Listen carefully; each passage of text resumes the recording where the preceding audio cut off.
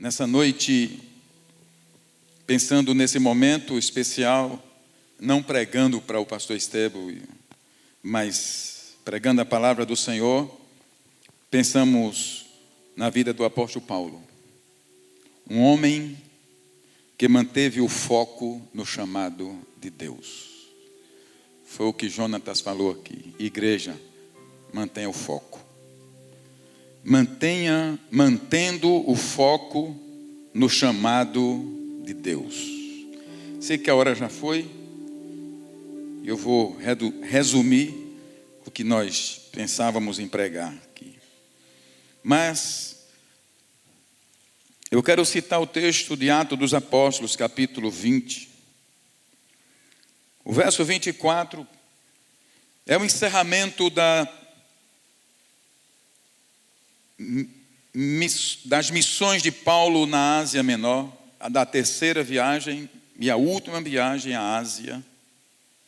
E ele então manda chamar os presbíteros de Éfeso, se encontram em Mileto, e lá ele faz o capítulo 20 de Atos, é toda uma recomendação para aquela igreja e para aqueles líderes. Mas eu quero falar sobre a perspectiva de Paulo, como ele via a vida, como ele via o seu chamado. No verso 24 do capítulo 20 diz assim: todavia não me importo, nem considero a minha vida de valor algum para mim mesmo, se tão somente puder terminar a corrida e completar o ministério que o Senhor Jesus me confiou, de testemunhar do evangelho da graça de Deus.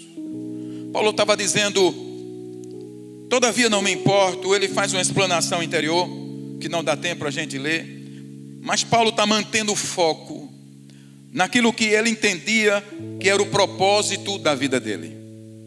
Jonathan disse nessa noite aqui, não podemos andar e viver sem propósito. Paulo era um homem de propósito, por isso ele mantinha um foco naquele propósito. Deus o chamara para ser apóstolo aos gentios, e ele não queria perder esse foco, e assim foi a vida de Paulo. Paulo está saindo da Ásia e ele está indo para Jerusalém para começar um novo ciclo na vida dele, e nós já sabemos a história. Não era fácil o que Paulo ia enfrentar. Aqui é a história de Paulo. Ele chega em Jerusalém. Em Jerusalém ele entra no templo, é acusado falsamente de profanar o templo. Ele é preso e ele passa 2 anos em Cesareia, preso. Para muitos, essa prisão de Paulo seria um tempo perdido, mas enquanto Paulo estava preso, naqueles 2 anos, Paulo pregou a governadores, a reis e a autoridades. Enquanto Paulo estava preso, a palavra de Deus não estava presa, e o foco de Paulo não estava preso, porque ele sabia para a missão para a qual Deus lhe havia chamado. Muitos de nós perdemos o foco por menos do que isso. Mas depois de 2 anos, então é decidido que Paulo seria levado para Roma. Na verdade, quando ele se despede da igreja da Ásia, ele diz, importa que eu chegue também em Roma. Paulo queria evangelizar em Roma. Paulo queria fortalecer a igreja de Roma. Paulo queria levar o evangelho até César. E queridos, que impressionante quando nós mantemos o foco no chamado de Deus para a nossa vida. Não como nós podemos imaginar, mas a maneira de Deus. Paulo chegou a Roma e cumpriu o chamado de Deus para a vida dele. Depois de 2 anos em Cesareia, Paulo entra no navio, que lá vão levar 3 meses até chegar a Roma. Queridos, essa viagem foi desastrosa. Ventos contrários. Foi uma tempestade enorme que se levantou para se opor ao projeto de Deus na vida de Paulo. Ventos contrários, tempestade. Para vocês terem ideia, Paulo enfrentou esse tipo de tempestade aqui no verso 14 do capítulo 27. Eu estou adiantando alguns textos. Pouco tempo depois daquela viagem, desencadeou-se da ilha um vento muito forte chamado Nordeste. O navio foi arrastado pela tempestade, sem poder resistir ao vento. Assim, cessamos as manobras e ficamos à deriva. Verso 18. No dia seguinte, sendo violentamente castigado pela tempestade, começaram a lançar fora a carga. No terceiro dia, lançaram fora com as próprias mãos a armação do navio. Verso 20. Não aparecendo nem sol nem estrelas por muitos dias, e continuando a abater-se sobre nós grande tempestade, finalmente perdemos toda a esperança de salvamento. Sabe, eu coloquei uma coisa aqui. Precisamos compreender que mesmo fazendo a vontade de Deus, mesmo cumprindo o chamado de Deus, enfrentaremos ventos contrários, enfrentaremos crises e tempestades. Aqueles ventos contrários que se levantaram sinalizavam que uma grande tempestade viria sobre a frente. Mas ficamos a perguntar: como pode uma viagem ser tão sofrida, se dentro daquele navio havia um homem de Deus como Paulo? Essa é uma pergunta que fazemos quando somos arrastados de um lado para o outro, quando a tormenta nos alcança. Quando o pastor Estevão chegou aqui, quando ele retornou aqui, quando eu já estava aqui,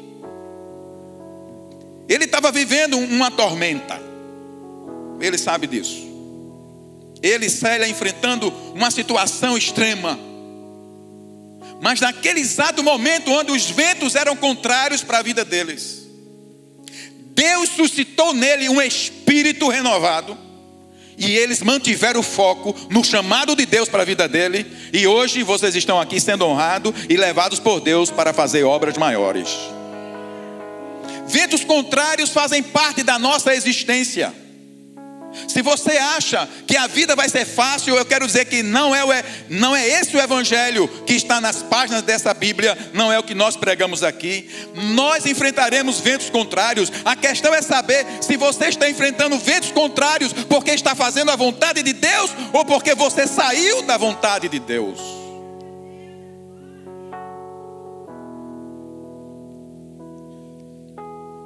Essa é a pergunta fundamental. Não é se haverá tempestade ou não na vida, mas se estamos ou não no centro da vontade de Deus. Quando estamos cumprindo a vontade de Deus e as tempestades se levantam, precisamos ter a confiança de que o Senhor está conosco e espera que mantenhamos o foco no chamado que Ele nos conferiu. Você tem um chamado. Diga, eu tenho um chamado. Não tem ninguém que tenha conhecido a Cristo, que tenha uma experiência com Cristo, que não seja chamado por Cristo. Nós somos chamados a ir por todo mundo, ir aonde nós estamos, seja só sofrendo, seja com a poupança gorda, seja com dificuldade de emprego. Eu quero dizer, mantenha o foco naquilo que é celestial e não se atenha apenas naquilo que é material. A tempestade estava muito grande naquele navio, como eu disse aqui, de um lado para outro, de forma que eles lançavam fora até as armações do navio e já perderam até a esperança de salvamento. Agora eu quero dizer uma coisa: quando na tempestade tem um homem ou uma mulher de Deus, as coisas são diferentes. Diga, quando tem um homem ou uma mulher de Deus no meio de uma tempestade, as coisas ficam diferentes.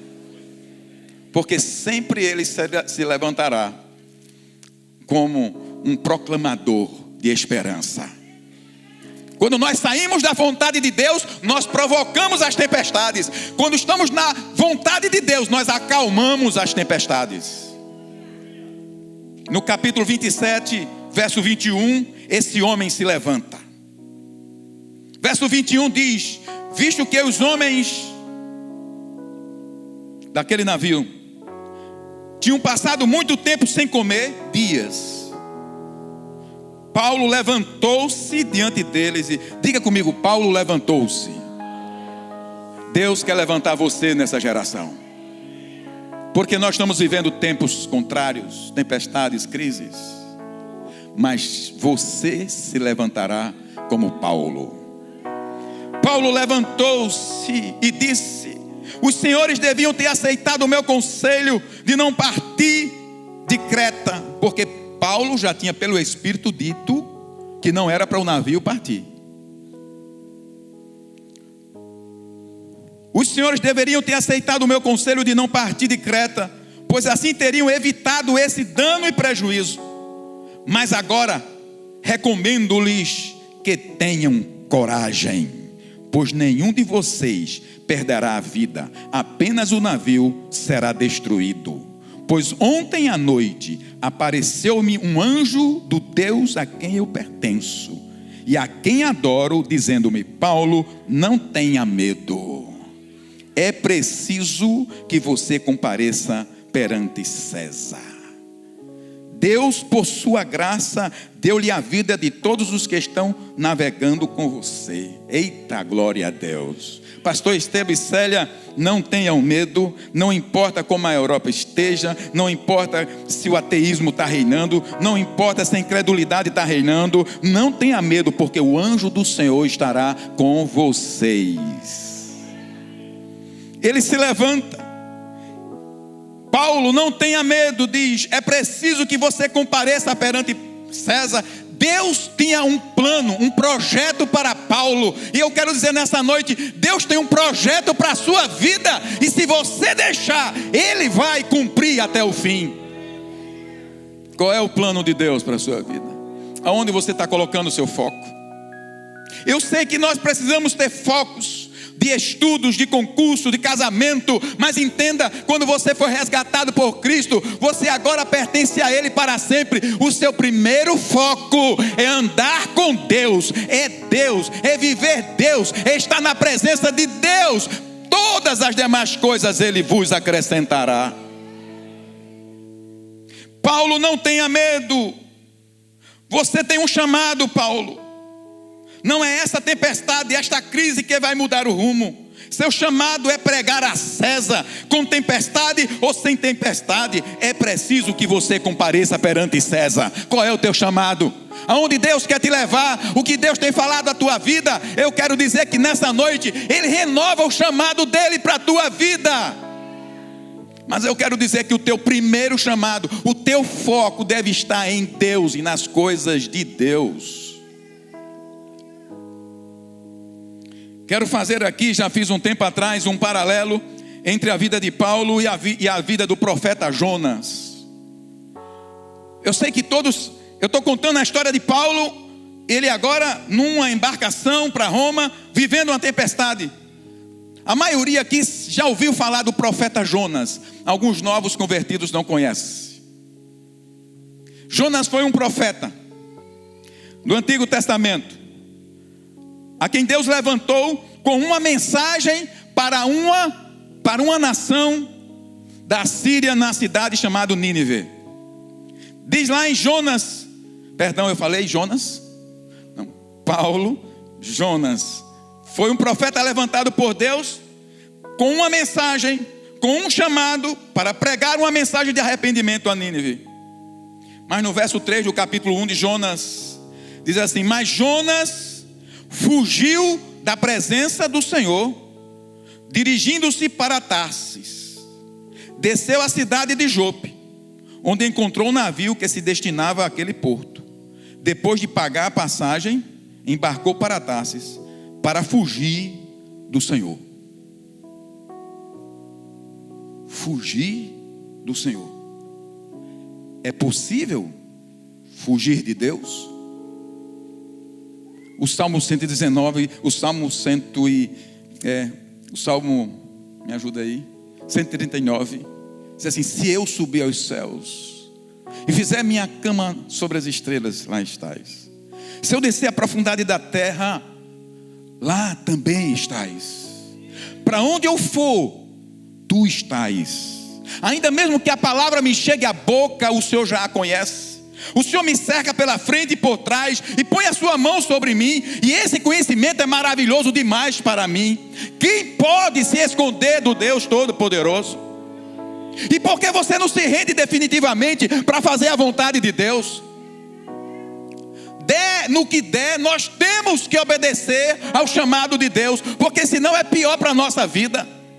Eu perdi anos da minha vida renunciando, dizendo não. Eu achava que poderia dirigir os meus próprios passos e dizer o que eu definiria da minha vida. Puro engano. Deus é soberano, Ele tem um chamado, mas a você cabe responder a esse chamado. Você decide. Deus nessa noite quer restaurar no seu coração o primeiro amor por Ele, porque tudo começa com o primeiro amor a Ele. Foi o que nós falamos para os líderes aqui.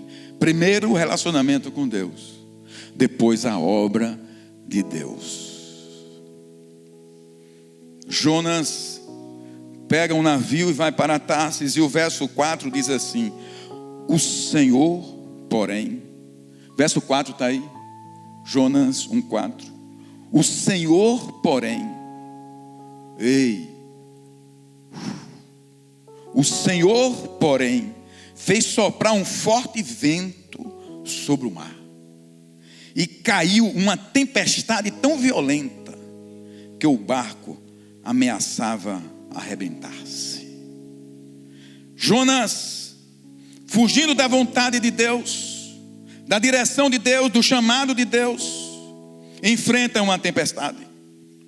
Jonas é um profeta e recebe uma agenda de Deus para cumprir, mas decide fugir. O resultado, cai numa tempestade. O problema é que Jonas entra numa tempestade fora da vontade de Deus. Deus não está com Jonas e Jonas não está em Deus. Me pergunto se há algo mais triste do que isso para um filho de Deus. Nessa noite talvez você precisa refletir sobre a sua vida. Você está em Deus? Você está cumprindo o chamado de Deus? Vejamos então o contraste entre a situação de Jonas e a de Paulo. A viagem de Jonas é sem propósito. Ele está numa viagem sem propósito, sem foco, no meio de uma tempestade. Já Paulo sabe para onde vai. Você sabe para onde está indo? Você sabe o que está fazendo da sua vida?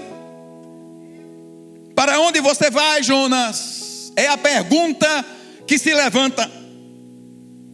Eu vou para Tarsis, eu vou para o fim do mundo, eu vou para a estrada da fuga, para o caminho da desobediência, eu vou para longe da vontade de Deus. Quantos Jonas nós não encontramos na nossa caminhada? Eu fui um desses Jonas, que achava que poderia resistir ao Senhor, e enquanto resisti, sim, não tinha paz, não tinha alegria, não sabia para onde estava indo. Muitos filhos de Deus passam por essa terra e não entendem o chamado de Deus para a sua vida. Para onde você vai, Paulo? Paulo responde: eu vou para Roma evangelizar César. Eu vou fazer o que Deus me ordenou. Eu vou cumprir o chamado de Deus. Mas você é um prisioneiro. Eu sou um prisioneiro no físico, mas a palavra de Deus em mim está solta e viva. Paulo era um testemunho vivo daquilo que Deus pode fazer na vida de um homem quando esse se submete à sua vontade e liderança. Jonas usa sua liberdade para fugir e cai numa tempestade. Quando estamos fora da vontade de Deus, somos a causa das tempestades. Quando nós estamos no centro da vontade de Deus, nós acalmamos as tempestades.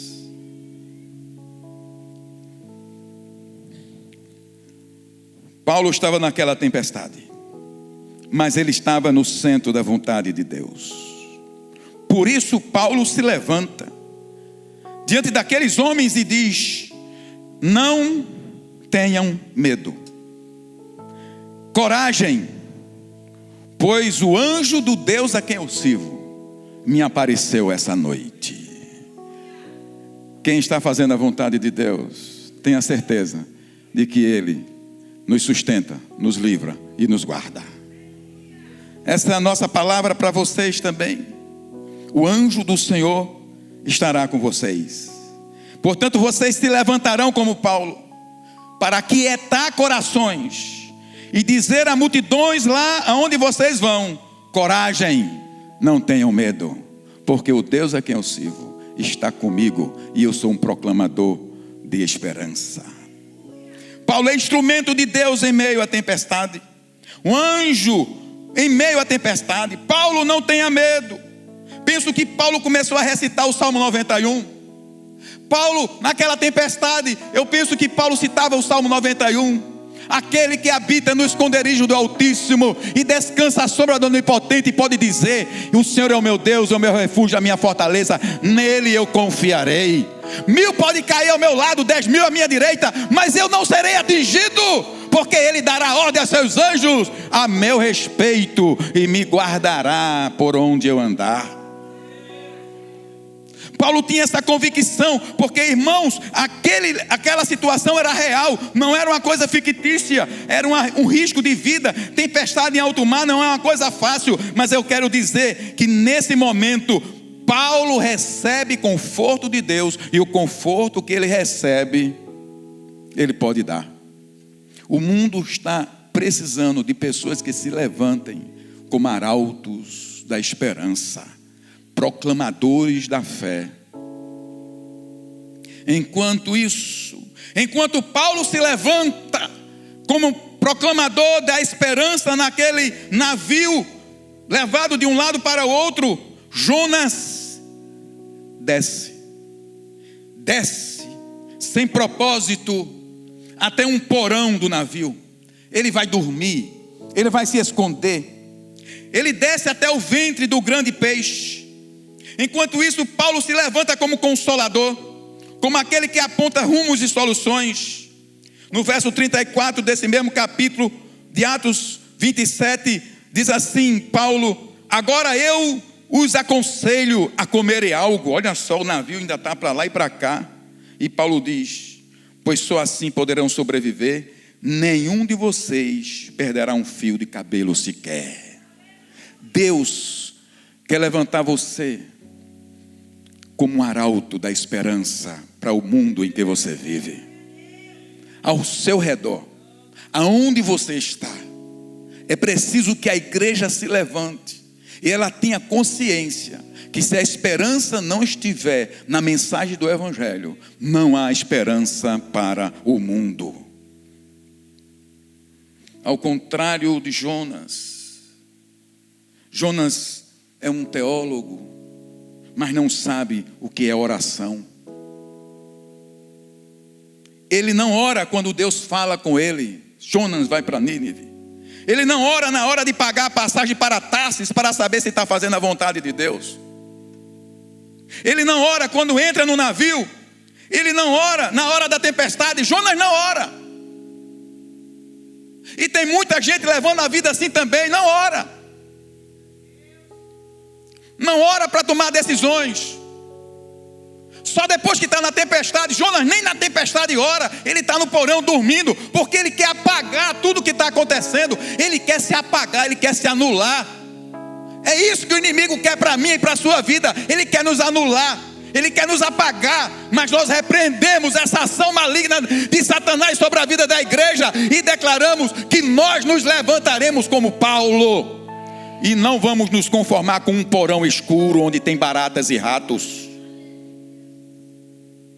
Ele não ora, mas ao contrário de Jonas, ao contrário, Paulo entra no navio e é um intercessor. Quando ele entra no navio, diz assim: opa, eu já estou sentindo aqui, Deus está me mostrando que essa viagem não vai ser boa. Chamou o comandante e disse: olha, é melhor cancelar a viagem. O comandante não quis ouvir, porque o comandante, como nós, temos decisão de liberdade, de decidir. Paulo diz: o meu Deus está dizendo que essa viagem não vai ser boa.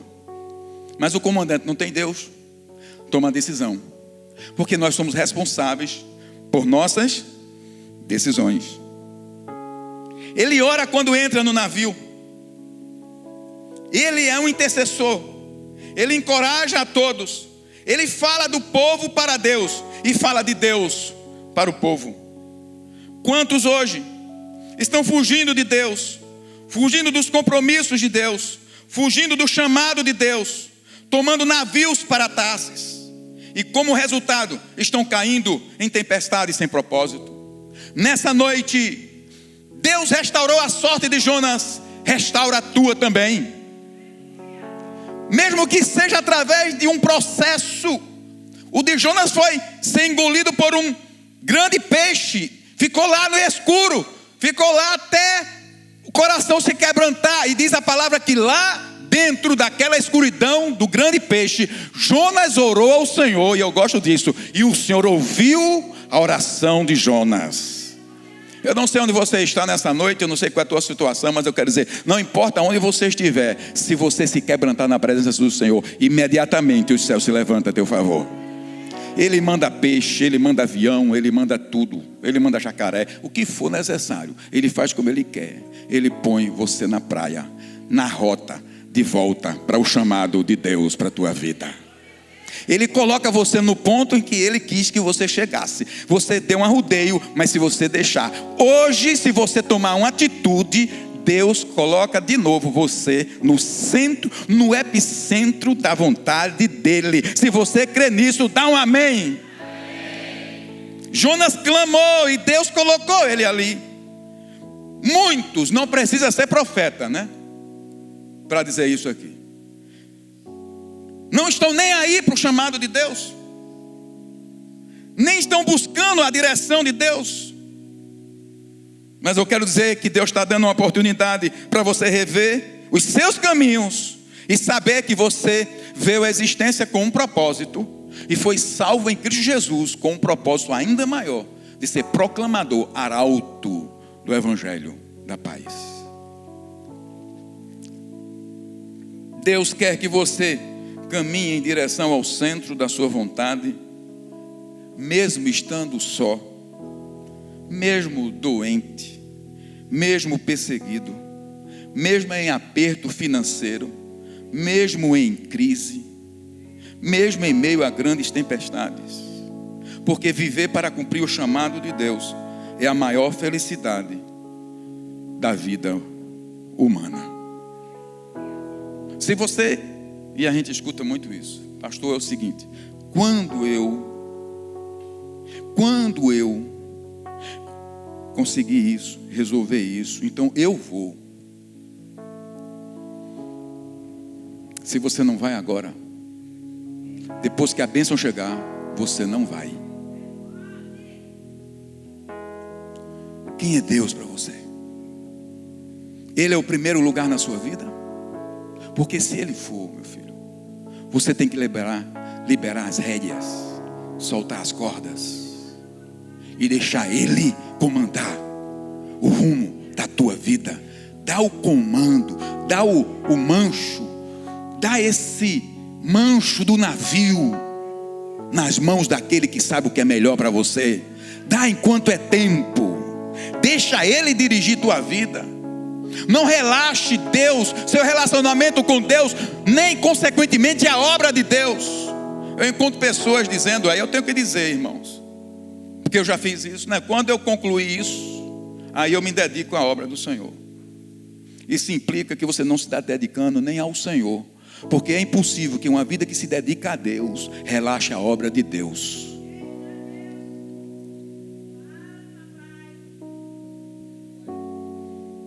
Verso 34, 36. Como eu li agora, Paulo diz assim: agora eu os aconselho que comam algo, pois só assim poderão sobreviver. Nenhum de vocês perderá um fio de cabelo sequer. Tendo dito isso, tomou o pão. Verso 35 está aí. Leia comigo isso, irmãos. Tendo dito isso, tomou o pão e deu graças a Deus diante de todos. Então partiu e começou a comer. Eita, diga: Deus está comigo.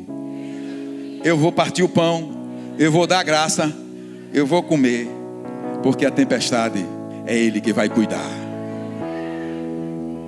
É Ele que vai cuidar. Aleluia. Eu acho fantástico isso aqui, viu, irmãos? Eu acho fantástico. Paulo faz uma ceia, diz: ei, coma todo mundo. Eu acho que todo mundo ficou olhando para Paulo assim, e Paulo partindo o pão, aí levanta a mão. Obrigado, Senhor, pelo dom da vida, por esse banquete aqui que eu vou comer. E os outros olhando assim. Ele ainda tem disposição para comer? Tem, porque o anjo do Senhor me apareceu essa noite. Porque Deus acampa seus anjos ao redor daqueles que o temem e os livra.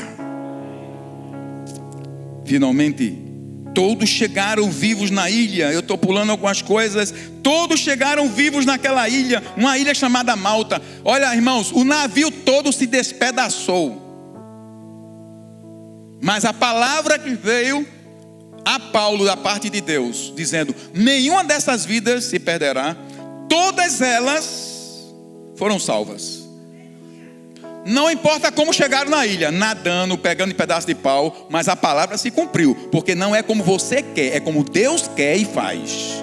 O que importa é a palavra final. Não se perderá e não se perdeu. Foi nadando, foi pulando, quem sabe nadar, nada. O navio se arrebentou. Você quer dizer como Deus quer fazer, mas Ele faz a maneira dEle.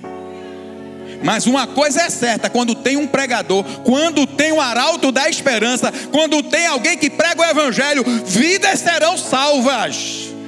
Não importa se é pelo fogo, pela água, mas a palavra de Deus se cumpre. Por isso a igreja precisa se levantar e entender que ela é arauto da esperança nesse tempo. É possível que aquela tempestade tenha sido uma grande fúria de Satanás contra a vida do apóstolo Paulo. É possível sim, fúria do inimigo contra Paulo. Mas seus planos, os planos de Satanás, foram e sempre serão frustrados. Diga amém.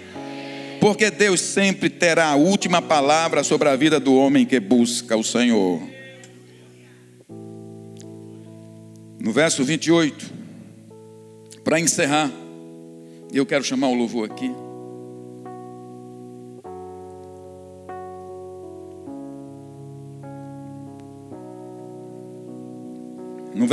No capítulo 28, no verso 7. Eita Deus bom. Todo mundo arrebentado na ilha. Vocês entendem, né? Porque eu pulei os textos. O navio se arrebentou com a arrebentação. Todo mundo chegou. Olha só, olha a cena. Estava chovendo, fazendo frio, o texto diz. Mas estavam todos vivos. Diga, a palavra de Deus se cumpriu. Aí o inimigo não fica satisfeito, fica furioso.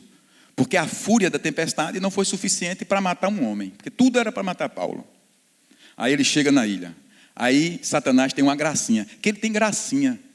Se você for um homem de Deus, uma mulher de Deus de oração, você vai entender e perceber as gracinhas de Satanás. E você nem vai se atormentar por essas coisas. Paulo é um líder. Todo mundo agora estava respeitando Paulo. Mas de repente, Paulo vai trabalhar. Há uma palavra aqui para liderança. Paulo era profeta. Foi profeta naquele navio. Todo mundo viu que o Deus que Paulo servia era verdadeiro, que Paulo era o homem de Deus. Mas na hora de fazer a fogueira, Paulo foi catar gravetos e fazer a fogueira. Ele não ficou sentado esperando as ovelhas trabalharem. Os pastores são os primeiros a dar o exemplo de trabalho. Os líderes são os primeiros a dar exemplo de trabalho. E você, rebanho, aprenda conosco a trabalhar também. Paulo está lá juntando os gravetos. Ele podia ficar aí, junta aí uns gravetos, eu já orei por vocês estão salvos. Não é? Não tem esses líderes, né, que oram, cheio da unção, aí, agora vocês me servem. Aí o inimigo faz uma gracinha. Do meio do fogo, quando o fogo está aceso, uma cobra, pim, pula do fogo e pica a mão de Paulo. Pique. E todos agora já mudam novamente, porque o homem sem Deus, ele é levado pelas circunstâncias. Não tem foco, não tem propósito. Se tiver um propagador de falsas mensagens ali, ele vai. Depois que não dá certo, ele vai para o outro. Mas aqueles que conhecem a palavra de Deus, eles são aqui. Só porque uma víbora picou Paulo, todo mundo já mudou de opinião. Esse homem é um condenado. Foi salvo da tempestade. Olha só, e não conseguiu, olha, viu como ele é condenado? Porque ele foi salvo da tempestade, mas uma víbora picou, ele vai morrer. Paulo continua abanando o fogo. Deu 1 hora, deu 2 horas, deu 3 horas, nada de acontecer. Sabe o que aconteceu? O nome do Senhor foi glorificado. Paulo ficou conhecido na ilha. Porque aqueles que esperam no Senhor, Deus prepara uma mesa perante Ele na presença dos seus inimigos. Unge sua cabeça com óleo, o honra, seu cálice transborda. E ele vai dizer: certamente que a bondade e a misericórdia do Senhor me seguirão todos os dias da minha vida, e habitarei na casa do Senhor por quanto eu viver. Não aconteceu nada com Paulo, 1 hora, 2 horas, 3 horas, e daqui a pouco ele é um Deus. Já estavam dizendo que Paulo era um Deus. Assim tem muito crente, ouvindo mensagem de internet sem conhecer a palavra de Deus. Ora é isso, ora é aquilo. Você precisa saber em quem você crê e a sua experiência com aquele que você crê.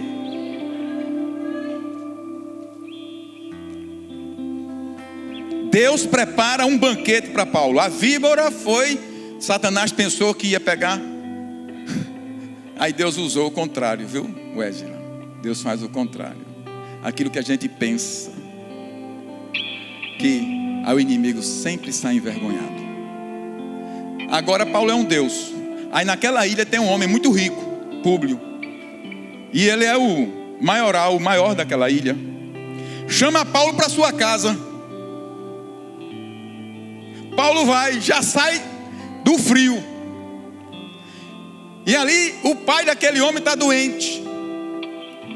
E aí Paulo não só conhece a palavra de Deus, não é só teólogo, Paulo ora, e é cheio do Espírito Santo. Aí ele ora, o homem estava com febre e disenteria. Paulo ora, o homem é curado. Todas as pessoas doentes da ilha vêm, Paulo ora e é curado. Sabe o que aconteceu? Naquela ilha ele é honrado, depois de 3 meses que partiram. Diz assim: e eles supriram todas as necessidades de Paulo. Deus preparou um banquete, uma mesa, na presença dos inimigos de Paulo. Ele pôde dizer como Davi: o meu cálice transborda. Certamente que a bondade e a misericórdia do Senhor me seguirão todos os dias da minha vida, e habitarei na sua casa enquanto eu viver. Mas Paulo não se perdeu quando estava na tempestade. Paulo não se perdeu quando chegou na ilha. Não se perdeu quando a víbora picou sua mão. Nem se perdeu com as homenagens da ilha. O foco de Paulo era evangelizar César. Ei, você parou aonde? Você está achando que o que você está planejando é onde Deus quer?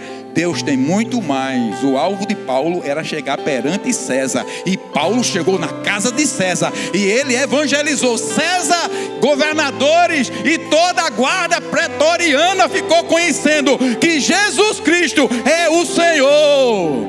Porque tinha um homem com foco no chamado de Deus para a sua vida. Este é o resultado para todos aqueles que vivem para cumprir o chamado de Deus. Você pode ficar de pé.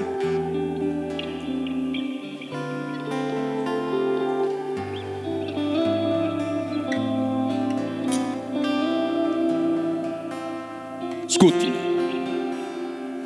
Para onde você está indo?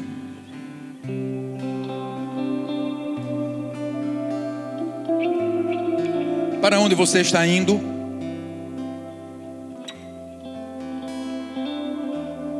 Para Tarsis? Para a estrada da fuga? Fugindo de Deus e do seu chamado?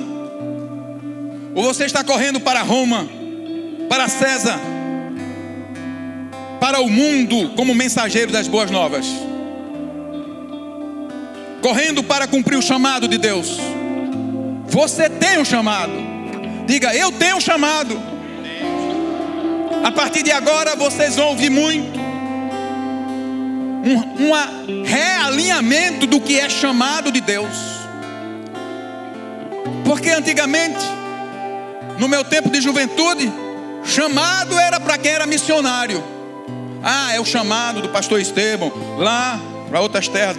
É o chamado do pastor Augusto, o chamado de fulano. Isso é um engano. Todos nós temos um chamado. Jesus, depois que ressuscitou, disse: vão lá para o monte da Galileia, lá para Galileia, no monte que eu vou falar para vocês umas coisas. E chegando lá, ele apareceu a todos ressuscitado e disse: toda autoridade me foi dada nos céus e na terra. Portanto, vão e façam discípulos de todas as nações, ensinando-os a guardar tudo o que eu tenho ordenado e batizando em nome do Pai, do Filho e do Espírito Santo. Esse é o meu chamado, esse é o seu chamado, fazer discípulos. E nós fazemos discípulos onde nós estamos. Estou olhando ali para o casal ali, lá naquela escola, eu já estou sabendo, vocês estão cumprindo o chamado de Deus. Onde você está, você cumpre o chamado de Deus.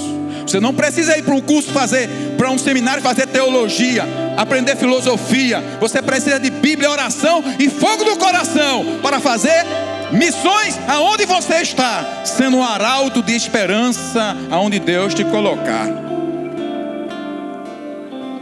Para onde você está indo? Que nessa noite a sua resposta: Senhor, eu estou indo para cumprir o meu chamado.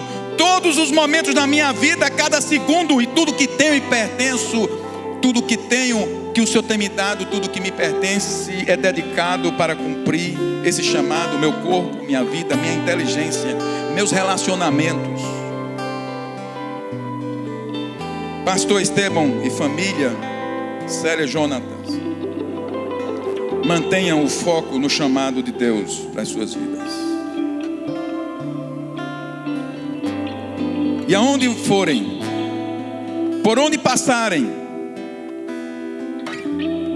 se levantem como arautos da esperança, mensageiros do Evangelho da paz.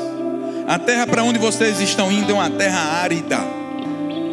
Pode ser uma terra próspera financeiramente, mas é uma terra árida da presença de Deus. Ela não precisa de teologia, ela precisa de Deus no coração. Eu quero deixar essa palavra para você em Hebreus capítulo 6, verso 9 até o verso 12. Hebreus 6, 9. Eu creio que essa palavra é pertinente, porque antes de ser pregada, John foi usado por Deus para dizer: igreja, mantenha o foco. Então, o recado está dado. E recebe quem quer. Amados, mesmo falando dessa forma, estamos convictos de coisas melhores em relação a vocês. Coisas próprias da salvação.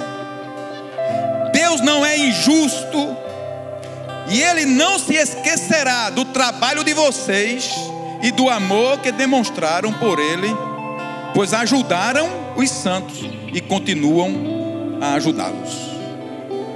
Queremos que cada um de vocês, e agora para toda a igreja, mostre essa mesma prontidão até o fim, para que tenham a plena certeza da esperança, de modo que vocês não se tornem negligentes, mas imitem aqueles que, por meio da fé e da paciência, recebem a herança prometida. Diga: eu tenho uma herança prometida, eu vou receber e eu vou ser fiel ao meu chamado. Vamos cantar essa canção de adoração.